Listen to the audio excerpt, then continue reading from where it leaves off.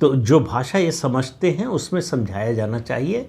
लेकिन नरेंद्र मोदी का अपना एक स्टाइल है, वो कानून के जरिए, संविधान के जरिए और अपनी गति से चलते हैं। अपनी गति मतलब जो सिस्टम की गति है उससे चलते हैं, जल्दबाजी नहीं करते।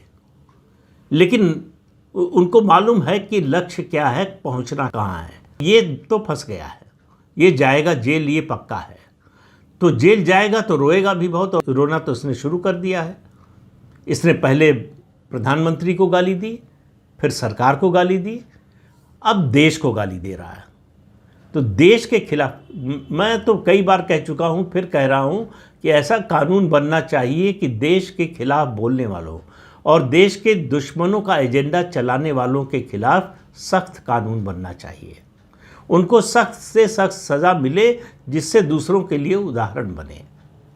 तो ये सत्यपाल मलिक आज का नहीं है, इस पर मैं तो कई वीडियो बना चुका हूँ। इससे घटिया आदमी मैंने अपने जीवन में देखा नहीं है, और इससे ज़्यादा बेशर्म आदमी भी नहीं देखा है, और इससे ज़्यादा पदलोलुप आदमी एक देखा है। और इसके अलावा है एक जिसकी चर्चा आप करने जा रहा हूँ, उसका नाम है यशवंत सिन्हा। ये आईएएस अधिकारी था बिहार कैडर का, और इसने जुगाड़ से जो है वो रिटायर होने के बाद चंद्रशेखर जी के सिस्टम में घुस गया, वहाँ से राजनीति में आ गया। ये कभी जेपी मूवमेंट में नहीं रहा, दावा करता है कि जेपी मूवमेंट में था। जेपी मूवमेंट से इसका कोई संबंध नहीं था।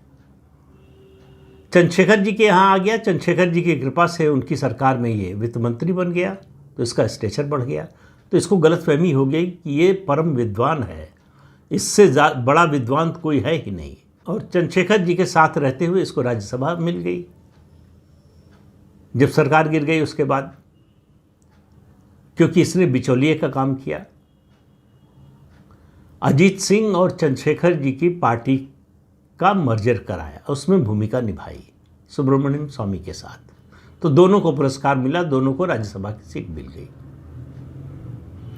ये संसद में 6 दिसंबर 1992 की घटना अयोध्या में जो हुई, जो विवादित ढांचा गिरा, उस पर बीजेपी संघ परिवार को पानी पी पी कर कोस रहा था। और कुछ महीने बाद ये पलटा और बीजेपी में शामिल हो गया। तो बीजेपी के लोगों ने भी कम पाप नहीं किए हैं।